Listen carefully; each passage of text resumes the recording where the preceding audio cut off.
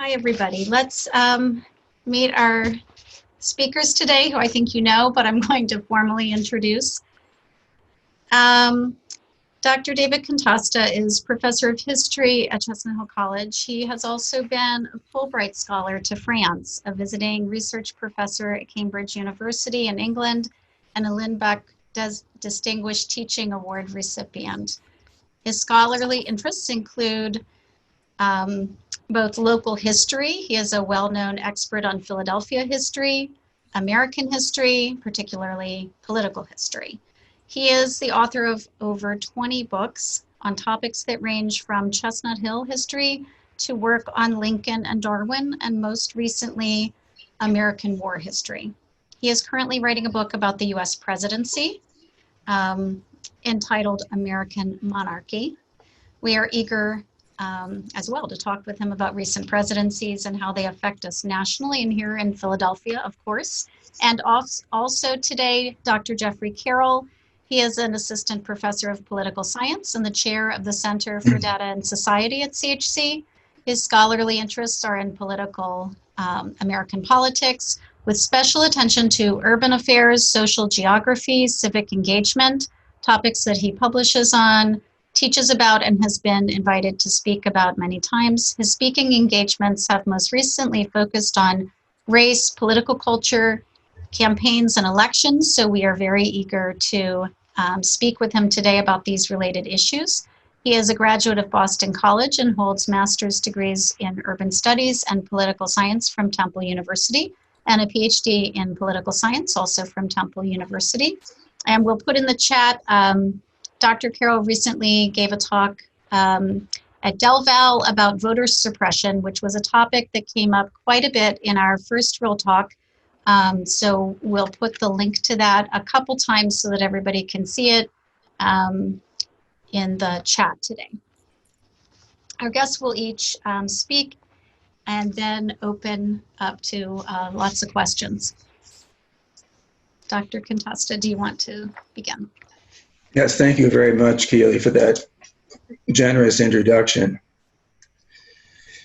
Thomas Jefferson wrote a friend in March of 1801, and I quote, "Bad men will sometimes get into the presidency and with an immense patronage make great progress in corrupting the public mind and principles," unquote.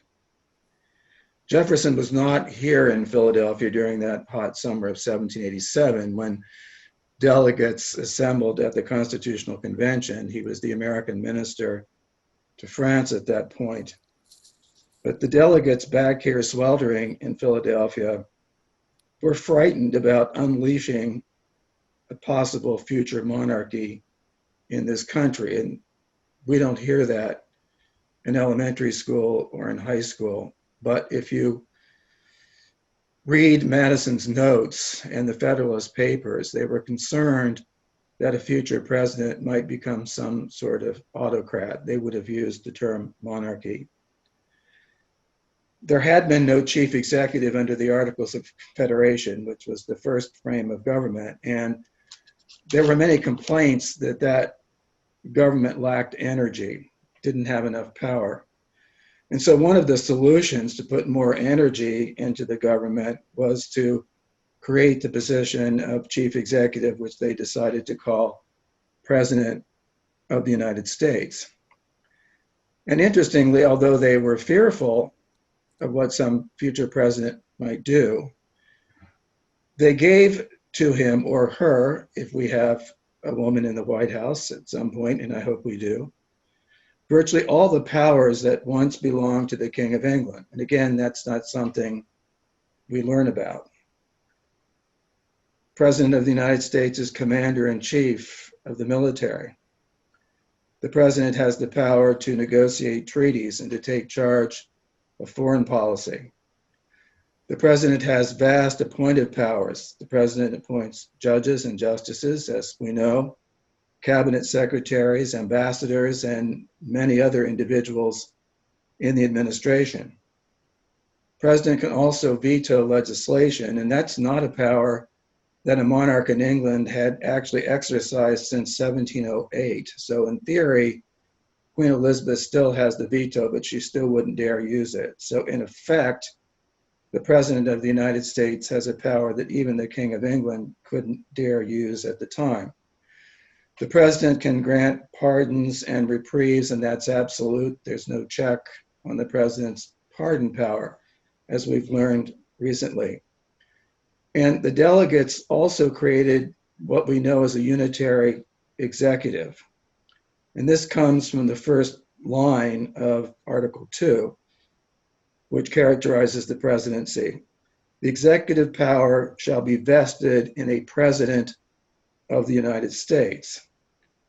And in effect, that's given to the president an executive prerogative. And one of the debates at the Constitutional Convention had to do with the idea of a prerogative. The King of England had a royal prerogative, that is, could give orders, give royal orders. And presidents have used this power, that is, of the unitary executive, to fire individuals in the government, to give orders to bureaucracies and other officers in government, as we know and as we have realized recently. This is an awesome power that the president has. It's no wonder then that future President Woodrow Wilson would write while a graduate student at Johns Hopkins University in 1880, and I quote, "The president's privileges are so great that some writers believe they exceed those of the British crown," unquote. This is almost a premonition, because 33 years later, Woodrow Wilson will become president of the United States and was one of the most powerful presidents of the United States. Now, I think that the delegates to the Constitutional Convention did a very good job, but they couldn't peer 233 years into the future. No one had ever created a government like the one that they were trying to create. And sometimes it's almost as if they're groping in the dark, not really knowing what to do. Now, I know some people like to see it as a divine document, that it's divinely inspired, even written by God, but they didn't see themselves in that way. They saw themselves as flesh and blood human beings. For all they knew, there'd have to be another convention in another generation or two to work out some problems that they couldn't have worked out. And they also, of course, provided for amending the Constitution. They did, though, create a set of checks and balances. They're going to have this very powerful president. They wanted to have some way of checking him. And yet, these checks against the president haven't worked. And very early on, they did not work against presidents who wanted to exert extraordinary authority, Andrew Jackson being one of them, one of these very early presidents. So I want to just take a few minutes, or a few seconds perhaps, more, a few minutes, to talk about how the checks have not worked. Treaties made by the president have to be confirmed by 2/3 of the Senate, yet presidents have gotten around that by making executive agreements with foreign countries, and they don't have to be sent to the Senate for confirmation. So presidents have very seldom, at least in recent years, actually submitted treaties to the Senate. They've just gone ahead and made agreements with other heads of state. The Senate is to confirm appointments, cabinet secretaries and others, and yet presidents have gotten around that recently by making temporary appointments. That's been going on for the last several years in particular. The Constitution is very clear that Congress declares war. And yet there has not been a declaration of war since December the 8th, 1941, the day after the Japanese bombed Pearl Harbor. Yet the United States has gone to war in Korea, has gone to war in Vietnam, has gone to war in Afghanistan, and has gone to war in Iraq without any congressional declarations of war. Then Congress has the power of the purse. Actually, they did have money in purses or bags at one time, but that means that the Congress and Congress alone can approve of taxes and expenditures. And so this was a part of the debate too, that the Congress could stop a war from breaking out or even stop a war in its tracks by refusing to pay for it. But of course, that's not going to happen, because if a president says we need to go to war, Congress is going to go along. And if they try to cut off funds, they're going to be accused of abandoning the troops in the field, of being subversive, of being unpatriotic. So the power of the purse hasn't worked in order to keep presidents from taking this country into war. Then there's the First Amendment to the Constitution that guarantees freedom of speech, freedom of press, and that's been extended to mean all media, the right to petition and to assemble. And yet presidents can denounce critics for being subversives, criminals, thugs, or worse, and claim that the news is in fact fake news. Then presidents have become very adept at manipulating images of one kind or another, and this begins with lithography at the time of Andrew Jackson, and then goes on with photographs and film and television and social media, and let's not forget Twitter. Let's throw that in. And so presidents have had tremendous power to form images of themselves and even to create cults of personality. And these images, of course, are not real. Photographs are not reality. Television is not reality. Film is not reality. But it's allowed presidents to have the bully pulpit, as Theodore Roosevelt liked to say, bully. And he saw the White House as a bully pulpit. Presidents also claim to be immune from being indicted while they're in office. And in fact, the courts have upheld that. So there's very little one can do about a president who commits crimes while in office. And the courts are loath to come down against the president for kicking over the traces, for not abiding by the checks. Ironically, by citing checks and balances, the courts will not usually interfere with the presidency. And then congressional oversight has been stymied when presidents claim executive privilege and won't allow members of the administration to testify before Congress. The veto power, that's very hard to check too, because if the president's party controls even one house of the Congress, then veto is not going to be overridden. And then there's impeachment, good old impeachment. 3 presidents of the United States have been impeached, but none of them have been convicted. And it's not likely to happen if the president's party controls just one house of the Congress. So impeachment's sort of a dead letter, as we discovered this last year. It's just not going to occur. Now, Richard Nixon would have been impeached and tossed out because this was a very different time when there wasn't the partisan gridlock that exists now. Another check that the delegates wanted to have was character. They again and again talked about how the president should be a person of good character. The term they used was virtue, that this would be a person who was honest, who was forbearing, who would follow the norms of his own times. There's no way to enforce that, though. If a president is not a person of character, there's nothing that anybody can do about it. And then finally, or nearly finally, and Jeffrey wanted me to get into this, the Electoral College was seen as a check against the president. Well, we don't usually see it as that. One of the terrors that the founders had was that presidents would be influenced by foreign governments or foreign powers. And so they thought that if the electors met in the various state capitals to decide who was going to be president, it would be impossible for a foreign cabal of some kind to elect a president of the United States because the electors would be meeting in the separate states. And the Electoral College was also seen as a check against the federal government. There was a lot of concern about states' rights. In effect, the states elect the president of the United States. We don't often see it that way, but that's how the Electoral College was designed. It says in the Constitution even now that the state legislatures decide who the electors are going to be, and that could still happen.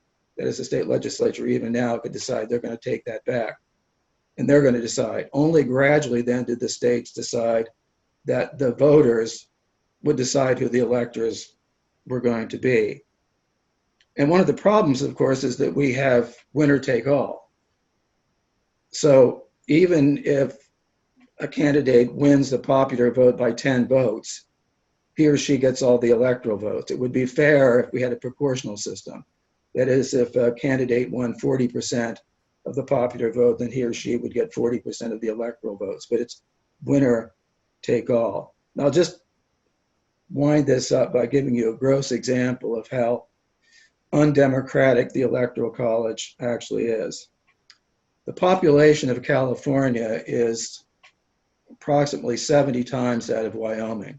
I don't mean to disrespect Wyoming, but California has nearly 70 times the population of Wyoming. Wyoming gets 3 electoral votes because you get an electoral vote for each senator, and each state has 2 senators regardless of size. And Wyoming has only 1 member of the House of Representatives. So Wyoming gets 3 electoral votes. California, it seems to be, then should have 210 electoral votes. That is, if we take 3 and multiply it by 70. But California only has 55 electoral votes instead. And so a person who votes in Wyoming, an individual who votes in Wyoming, really has more clout when it comes to electing a president than somebody in California or even in Pennsylvania for that matter. 5 times in American history, the person who won the popular vote lost the electoral vote and did not become president of the United States. And it's happened twice in 16 years, in 2000 and in 2016. And whenever that has happened, there's been a sense of illegitimacy. People who voted for the person who got the most popular votes are going to conclude that the person who's president is illegitimate, that the election has been stolen. And it really undermines confidence in our presidency. No other democracy in the world has a system like this. People in other countries think we're crazy. And it's hard to explain the system to them. It's hard to explain it to my students. And just one other factor. If you're living in California or New York, none of the candidates are going to come there and campaign because you're not a battleground state and they're going to take you for granted. So that's another problem. Anyway, I'm going to throw this over into Jeffrey's lap at this point. David, just thank you so much for that. That was incredibly informative. And Keely, thank you just so much for your introduction. Hi, everyone. My name is Jeffrey, and I'm going to tell you who is going to win the election. Okay, thank you for laughing. See, I tried that at this forum 4 years ago, and that bombed incredibly. And what happened was everyone sat to the edge of their seat and wanted and took me seriously. So I thought I'd try that again. Thanks for laughing. Okay, more on the Electoral College here, and to give a little bit of detail today on how we may consider the election prediction and what goes through my mind. And then we're going to kick it open to you to discuss all of those things in granular detail that we can go into anything, demographics and differences amongst states.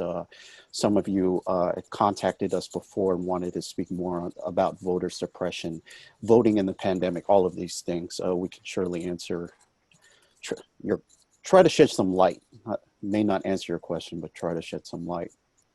The language itself in Article 2 is that each state, as David said, shall appoint in such a manner as the legislature thereof may direct a number of electors, comma, equal to the whole number of senators and representatives to which the state may be entitled in the Congress.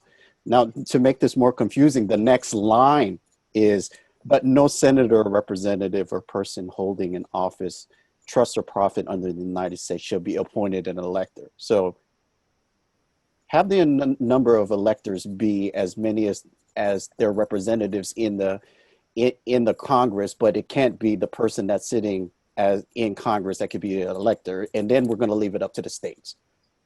Confused already?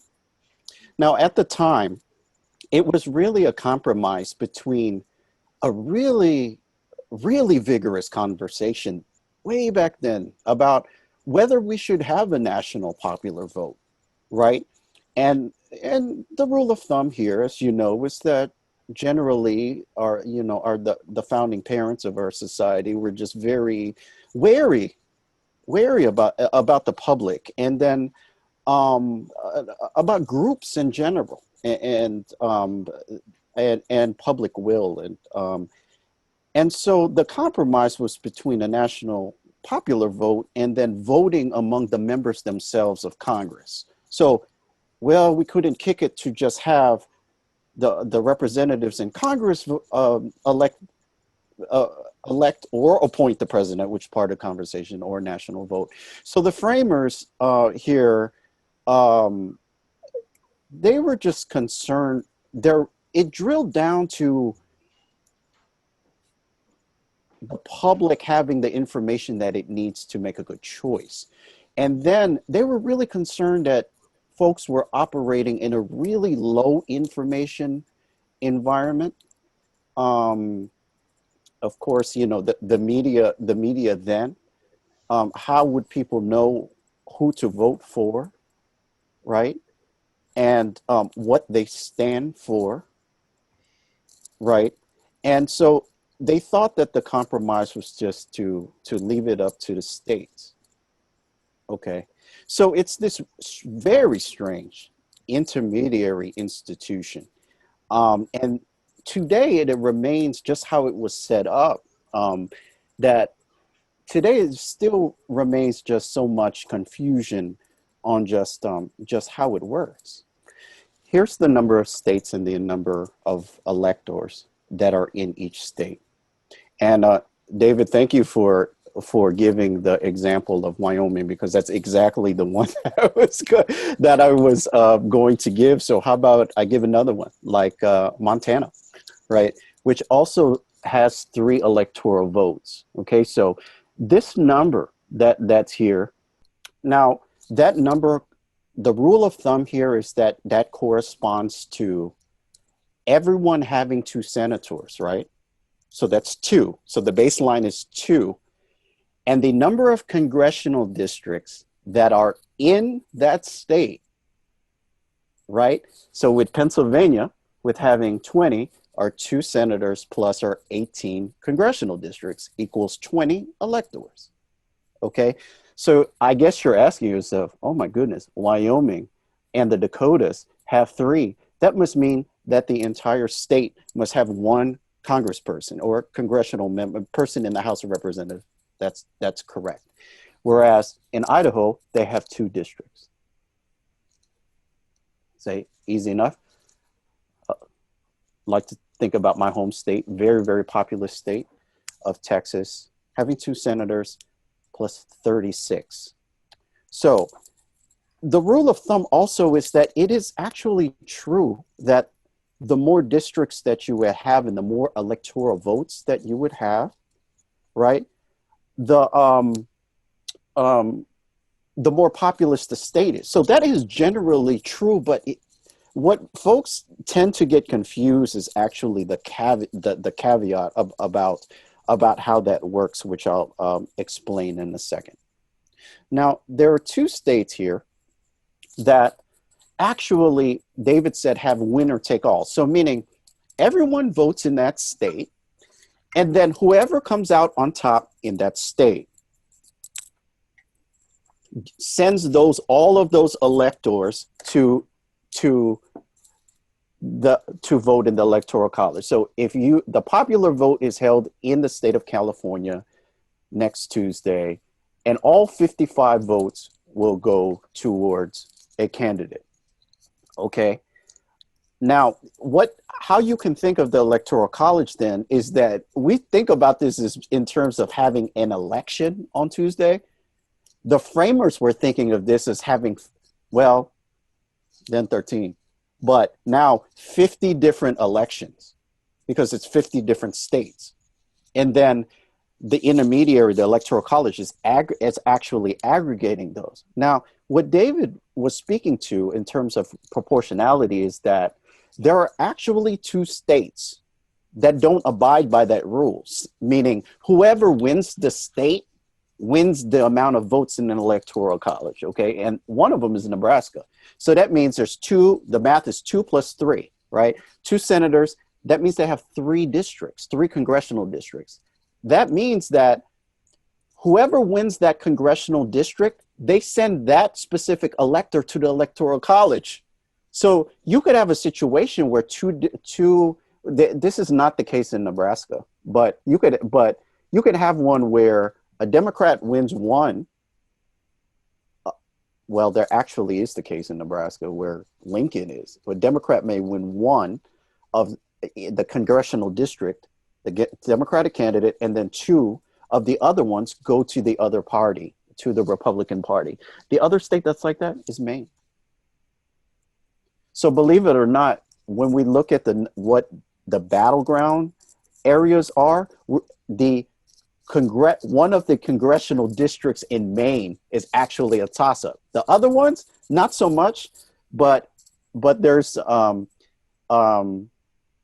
district there that may be tossed up. So all other 48 states, whoever wins the state then gets those electoral votes. Okay, let me get my mouse back and show you another one. Now the goal is here to win the election, you have to get to 270. So that's the game here. How do you cobble the states together to get you to 270? Okay, 270 gets you the plurality. With 270, you cross the finish line. Okay, so there are situations where we've had one state being held up and we weren't able to call an election, and depending on how that state would vote would determine the election. That happens very often. And when I was in college, it was the 2000 election practically being a tie. No, okay, just a couple of more. Now, this one is a very useful map. Can everyone see this? Now, this is the congressional district map of the United States for this latest Congress. And if we can, hopefully won't crash my computer and zoom in a little bit, can see that there are these states, right, where, I gotta zoom out, like Montana, like the Dakotas, Wyoming. You can actually see these little numbers, 1, 2, this is Idaho's first congressional district, and the other one is the second congressional district, these 1 and 2. Okay, now if I can zoom out here. Now, what's really important to get out of this is to think about the population density of the United States. And why it is generally true that the more electors that you have in a state, the more population. The difference the difference here is in terms of the math. The actual population that are in each district is really important, okay? Because those differences, just in terms of what the population is, can actually explain the misalignment that happens between the popular vote and the electoral vote. And that gap is really, really long and wide, okay? Because if you just take all of these states that have just 3 electoral votes, Montana alone is actually very populous for what it's worth, even having 1 congressional district. There's over 1 million people, okay? North Dakota has about 762,000 people. South Dakota is more populous with 885,000 people, okay? Alaska, right? 3 electoral votes, 732,000. Wyoming, about 579,000. Vermont, right? 624,000. Oh, I forgot to explain something. Well, how do we get to 538? We have 100 senators, 435 representatives in the House. Who are the other three? I forgot. It is Washington, D.C., who in 1960, via a constitutional amendment, got a right to elect this, to have an elector. And that would be the language in the Constitution says how many electors that it would get if it were to be a state, because it's not a state. And the population would account to about 3 electors, okay? Because it has a population in the city limits about 685,000. Now, on average, there are about 775,000, okay? And really, this is the map that might explain the imbalance. If you were to take 700, the average, right, which is 775-ish thousand people. Now, you can think about just these differences and these are all congressional districts, of whether it gets close to that average or not. And this is one of the really one of the best maps that I've seen that takes congressional districts and it just shows whether these analysts believe that it's balanced. And in this case, Wyoming and the Dakotas and Montana are, but there are some that they believe to be just severely overpopulated. If we can drill into my home state here, one of these districts here is right south of where I'm from, the 13th district, right south of Houston. I'm actually from North Houston. Look how many people are in this district. Oh, this is the 22nd. Oh, yeah, this is right. The 22nd, I'm sorry, this is the 22nd district, the one to be overpopulated. 880,000 people. That's a lot of people in congressional district. It's well above average, isn't it? Now, what's funny, and not in terms of humorous, but ironic, is that this district up here, way up in the Panhandle, I was actually born kind of close to here in a little town called Abilene, Texas, which probably no one has heard of. And this one is actually kind of underpopulated for its district, 710. So it has this wide disparity, okay? So interestingly, to look at the election, you have to look at the internal state dynamics, where the votes are coming from, right? Because one of these districts here could just be one electoral vote. And the differences among the population, if you added all of them up, all of the congressional districts together and all of the population, okay, then you would see that disparity would, state to state to state, will probably can help to explain the imbalance. Okay, finally. One last one, and then we open up to questions. So here, when I created this map, when you create a map like this, what goes through my head are the ones that, how the votes are usually calculated is you look at the voting eligible population of the state. So everyone that's over 18, and you have to meet certain criteria of the state to be on the rolls, such as there are some states like West Virginia, for example, that completely disenfranchises voters. If you're an ex-felon, you can't vote at all. So you have to meet a certain criteria to be on the roll. And then from there, what are the likely voters? Who are likely to vote, right? And the differences in demographic. And then predicting the turnout, right? What the turnout possibly could be, and then controlling for those. So that's how these models are created, in addition to 300 other things that we could talk about if you want to. But then it really gets down to, it's not simply like this, but it depends on the time. So it is actually a really not a fair characterization to say, oh, that state is gone red, that state is blue, that state. It is kind of like that, but there are certain states that, depending on the time period, really do come into play. So for right now, the state of California is a very, very democratic state, and it's probably not at play. Okay, for right now, a state like New York is the same. Okay, a state like Oklahoma or Louisiana or Mississippi, Alabama is probably very Republican, probably not at play right now. Okay, fine. Now, the ones that I put here that are in this beigeish color are the ones that could be at play. But that is a debate in and of itself, is which states might, at this particular point of time, might actually be really, really close and really, really difficult to call. So I did put North Carolina in this category. Georgia, a very traditionally Republican state as of lately, but who would have thunk? Is Georgia a toss-up? David's home state of Ohio, could it be? And the usual players here, which are the ones that have been swing states or battleground for quite some time.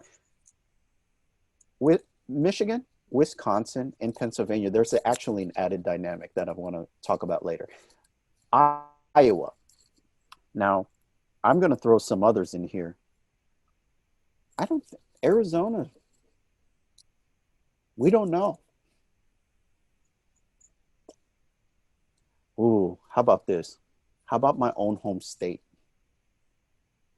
Could we be going blue? Okay, I think that's enough. You have to get to 270 to win. So that's the bottom line. And that's all of this is really, really up in the air and up for debate on how that happens, what it could be, right? And times change and the dynamics of the race change. Okay, so that's I'm interested in hearing what you all think, and really looking forward to your questions. So thanks so much for listening. Oh my gosh, Jeffrey, I love this map. Thank you to both of you. We have a lot to think about and ask you about. But I need to tell you, Jeffrey, that I have been to your birth city, town, more than once actually, because I have a friend in Lubbock. So you're kidding. Go Red Raiders. There's Texas Tech folk in here. Oh, that's fantastic. Yeah, my childhood best friend moved to Lubbock. But anyway, please feel free to put questions in the chat for either Jeffrey or David, and then we can also have you unmute and ask questions, please. And I put the link to Jeffrey's longer talk about voter suppression. If that's a particular issue that you want to kind of dig a lot deeper into, you can go and watch that recording. I tried to type it in the chat. I think Kavanaugh's wife is from Abilene. Really? I think so. I didn't know that. I think so. My goodness. Check her Okay, out. I'll look that up. Thank you. And Kathy Smith is asking, like, why did Maine and Nebraska go that way, and why don't more states do that? Is there any movement for other states to do that? I have to tell you that I lived in Nebraska in 2000, and Did you? yes, and we campaigned hard because we were in Omaha, and it seemed possible, but obviously we were newbies to Nebraska and like very naive because it doesn't usually happen. Yeah, but what's the A number of states did that in the early 19th century because the Constitution leaves it up to the state legislatures to decide how the electors are going to be selected. And some of the states very early on decided that they would do it by congressional district. That is, if you won the congressional district, then you would get the electoral vote from that district. But in the beginning, they were all over the place. In some cases, the state legislatures did it. In some cases, they allowed the congressional districts to base it on popular vote. So I don't know that there's any movement towards it, but it's an idea that existed almost as soon as the ink was dry on the Constitution. So the states could do it any way they wanted. And They David, could do but it that proportionally. So this is the proportionality part of the debate, right? Mm-hmm. Mm-hmm. Yes, and I think that might be a little more equitable if we did it that way. We have to note that the winner-take-all process for the states was a slow inclusion that over time in groupings of states that went to how it awarded the electors, because it really just swung from the state and the state decision making from there to a popular vote. And so here, it's still vestiges of that old model still remain there in Nebraska and in Maine. It's really super interesting. And we talked about this earlier. The framers of the Constitution didn't believe in democracy. I'm amazed when news people say, well, they're trying to wreck this democracy that our founding fathers created. They didn't believe in it. There were property qualifications for voting. You had to own a modicum of property. You had to be white. You had to be male. And of course, we've opened up the franchise. And one of the concerns they had about a popular vote, besides not trusting the people, they wondered how people scattered all over the country, and I think Jeffrey alluded to that, would know about the candidates. And so they figured that these electors, this elite group, would have a better sense. And it's also interesting that there's nothing in the Constitution about how to nominate people for the presidency. Absolutely nothing. And they figured that that would happen in the process of choosing the electors, is the electors would come up with names, which I find mind-blowing. There's nothing in there about party conventions. There's nothing in there about political parties. There's nothing in there about primary elections. Absolutely nothing. So a lot of our voting apparatus is extra-constitutional, not unconstitutional.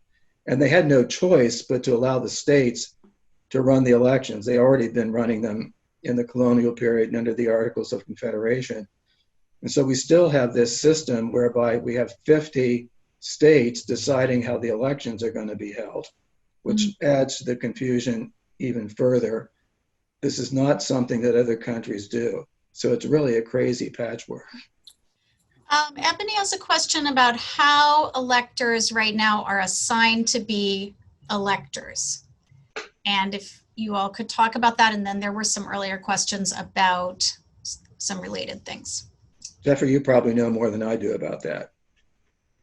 Well, this is, no, I probably don't, because it's so difficult. We know that the baseline is that the states determine, and the different states have a different way of determining who would be their electors. So the consistency among the 50 states is how many electors that the state will have.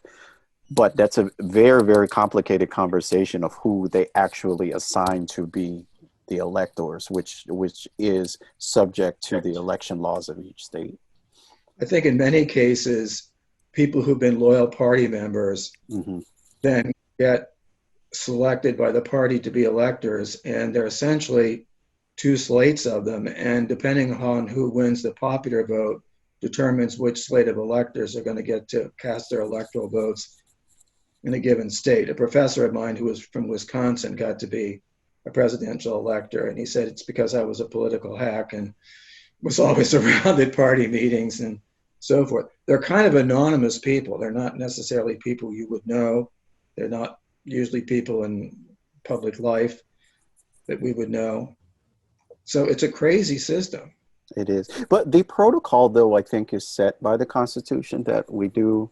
The electors will have to have the meeting, and then it has to get their votes in, and then to be certified, and then that takes place. Let's say that you have a decision in a projection in November, it becomes certified over the course of the next couple of months when they do meet. It's usually before the end of the year, before the Christmas holidays. And the Senate counts the votes, I believe. And the Senate counts the votes. The Senate counts the votes, right. But we could have a situation where the election is contested, there's no clear winner. It would be thrown into the House of Representatives, which is what happened in 1876. By the way, if neither candidate has a majority of the electoral votes, then the House of Representatives has to decide who's going to be president. And each state gets one vote. In other words, it's not based upon the size of the state or the delegation in the House of Representatives. So the members of Congress from the state then have to get together and argue and caucus to decide how they're going to cast their one vote for president. So that's a real mess also. We have several earlier questions. One is from Ian Sharp, who asks, is there any, there's always sort of talk about the Electoral College. Is there any chance that this could happen, like in the near future, I guess? Jeffrey and I were talking about that the other day.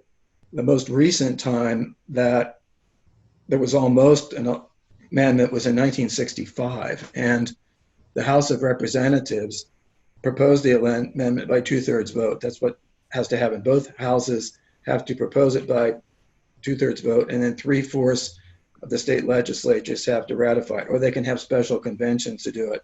I think the Prohibition Amendment got through in that way, interestingly enough. Anyway, the amendment passed the House, and the Southern Democrat segregationists in the Senate blocked it because they thought that the Electoral College would protect them to continue discriminating against African Americans. Essentially, that's what happened.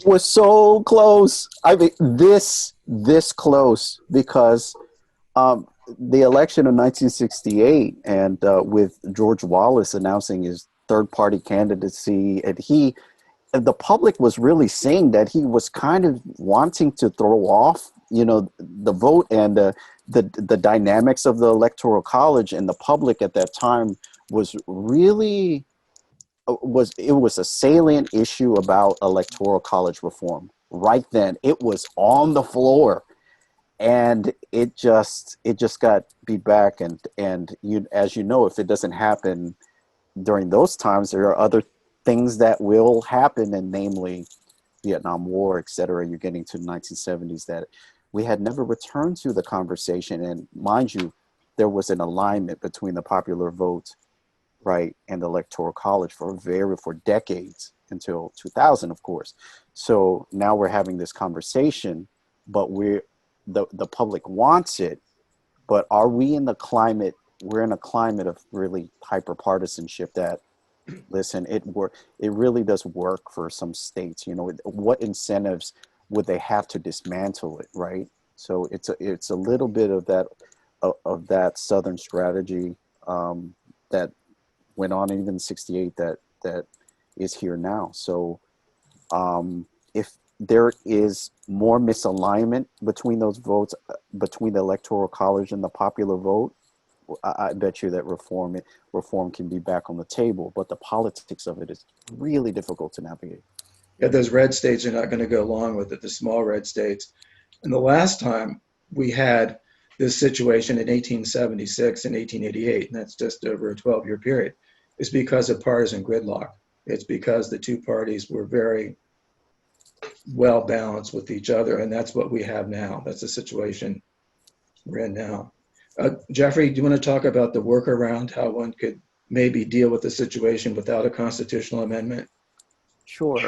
It's called the National Interstate Voters Compact, I believe. And this is really interesting because it's a set of states that have made a commitment to one another that whoever wins the national popular vote, not in their states, but whoever wins the national popular vote, they are going to put their electors to that candidate, interestingly. Now,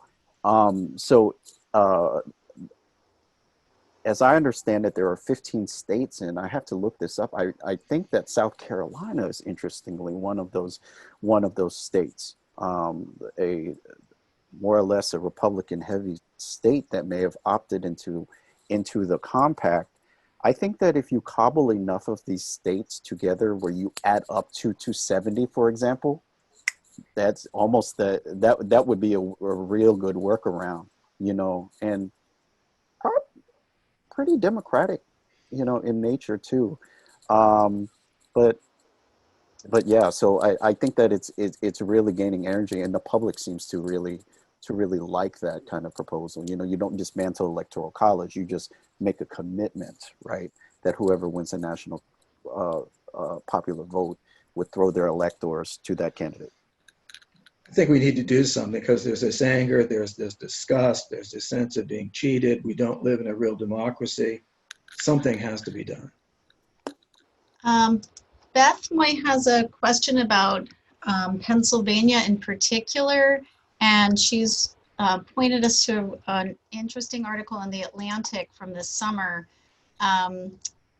It's titled "The Election That Could Break America." But it was about the count in PA in particular, and this, appointing electors, the process of appointing electors.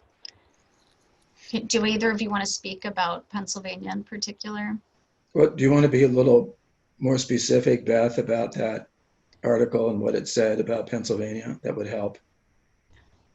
So it created this nightmare scenario where, and I actually understand that officials in Pennsylvania are very concerned about the calls for voter fraud and the number of cases that are going to rise that are brought on by the Republican Party to say that this is fraudulent. And that sort of dragging out between the mail-in ballots and everything, dragging this out, so much so that the scenario is at some point that they would actually have to appoint new electors to, cast the votes, which is like, to me, the nightmare scenario, right? So I'm wondering how concerned you are, because if you get it, for anyone that hasn't read it, I encourage you to read it. You have to take it in small bites because you could get pretty depressed after it. But I am wondering, how concerned are you as you look at how things are shaping up in Pennsylvania? It's entirely legal, by the way, because the Constitution says that the state legislatures can decide how the electors are going to be appointed. And in the early years, the legislature did it. They directly did it. So the legislature in Pennsylvania, in Harrisburg, could do that. They could pass a law and they could decide then they're going to appoint the electors. I think, though, the governor would have to sign it. And since the governor is a Democrat, I don't think he would sign it. So it probably won't happen. Jeffrey, what do you think? Hi, Beth. Thank you for the question. Thank you for coming. I think that you're not going to like my answer because I am terribly concerned. I'm more than terribly concerned. I just think that the environment and the politics of it and just the concern of electoral legitimacy in this election and the operation of the state of the Commonwealth of Pennsylvania and the games of the state GOP, just in particular, if you were to add all of that up, just in terms of what of the mechanics of voter suppression that was happening, the lawsuits, just in terms of how you would count the votes, to the rhetoric that I'm hearing on the ground from Harrisburg, to be thinking about that there would be these defections because the thought of legitimacy in this election. There's this point in political science where you put when the variables get to the place of this really unshaky ground and this uncertainty, it is only logical to conclude, right, that it is a real possibility that this happens. And so I say all that to say that I am terribly concerned about that possibility. And we all need to be prepared too that the election at large, I hope, Kaylee, I hope this is an appropriate place to mention this, but just because of how we count the votes of Pennsylvania, Michigan, and Wisconsin, we can't even count our mail-in ballots until next Tuesday. We can't even begin counting them. So we have them.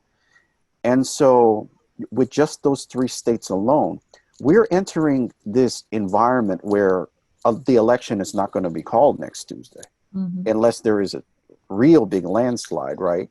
And that the more the time is, right, between Tuesday, Wednesday, Thursday, Friday, Beth, could be conditions for there calls for legitimacy concerns. Does that make sense? So I'm just really terribly concerned about it. Yeah, and I think what might happen is that President Trump would say he won if he has more votes in hand that night, and all the counting should stop, and there would be lawsuits flying all over the place. Would make Florida look like a Sunday school picnic in 2000 by comparison. One of the passages that I think maybe Beth has in mind from that article I'm putting in the chat, because it kind of helps us understand a little bit of the murkiness here in Pennsylvania, where it shouldn't really be murky, but it is. We have a couple other questions in the chat. Pat and Nino Silva ask, if each state determines how the election is going to be run, why are challenges to these state rules, why do they end up in the Supreme Court? Jeffrey, do you want to take that one? You take the case of voter suppression. To grant certiorari to the Supreme Court has to be, there has to be a dispute, right? A dispute that were found in the state courts or in the lower district court, in this case, mostly the state Supreme Courts, to be ending up into the national Supreme Court. And a lot of these cases, if you were to type in the amount of disputes here, it really relates to the election processes. And this is a conversation about voter suppression, because remember, 50 different states with 50 different ways of counting and 50 different requirements for getting to vote means that there is just a really, really complicated mix, right?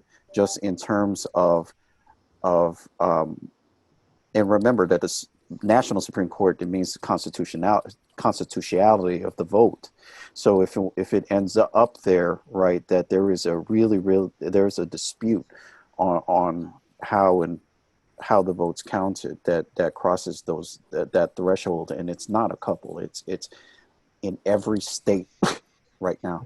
In every state, the state courts are inundated with these lawsuits, and some of them have trickled up and granted certiorari to Supreme Court. Yeah, the Constitution left it up to the states to decide who has the right to vote, which is rather interesting. And then there were constitutional amendments that overrode that, such as the 15th Amendment, which enfranchised African American men, but of course that wasn't enforced. And then the 19th Amendment giving women the right to vote and so forth. But the states really register people. They decide who's qualified to vote, who's going to be allowed to vote. They run the elections. We have different voting machines in different states all over the country. It's just a real mess.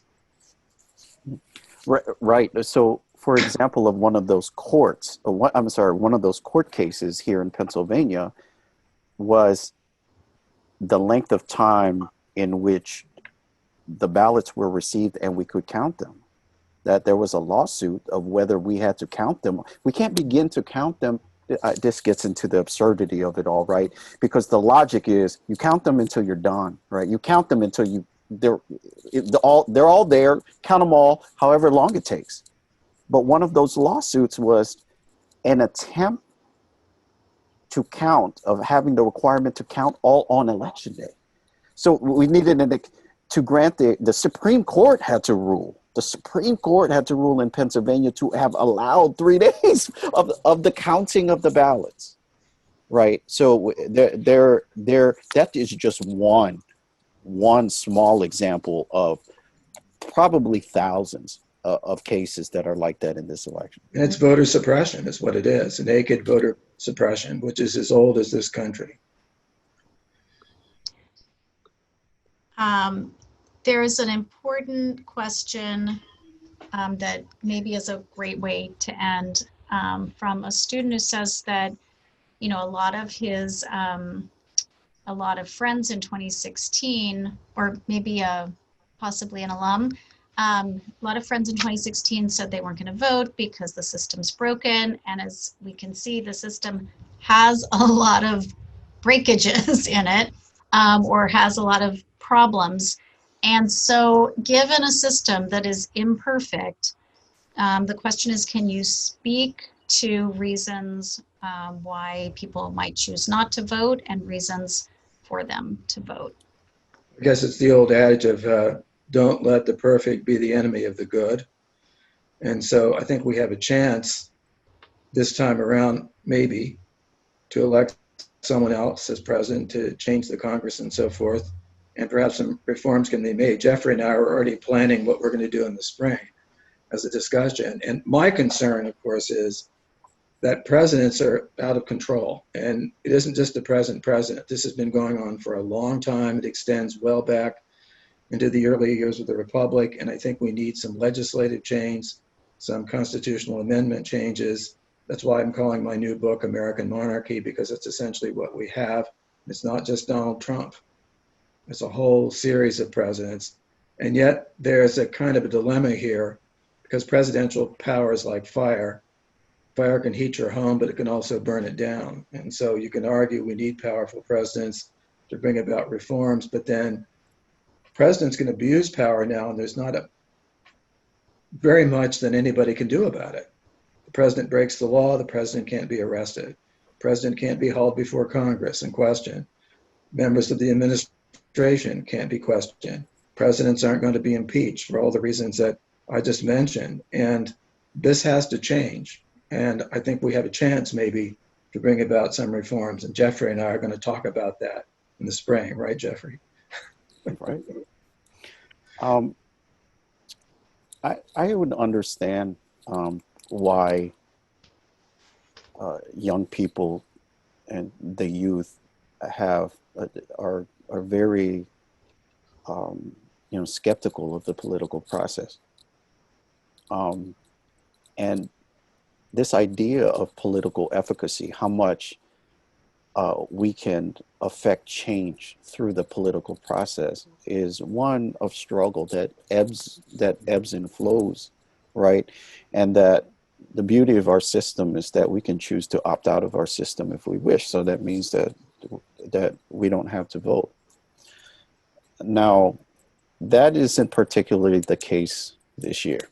So that's a real silver lining, is that out of eligible voters, and I know this sounds low, but we could perhaps cross the 65% threshold of all the voting eligible, which we haven't done since the 1960s, where political efficacy and civic engagement was at a high.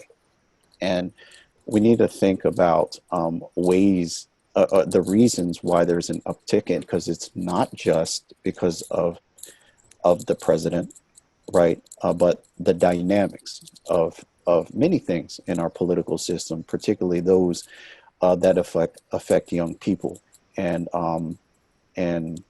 those younger millennials who are all eligible to vote in this election, and Gen Z folk that are coming out. Young people are coming out and voting in this election, and it might be is historic in terms of turnout.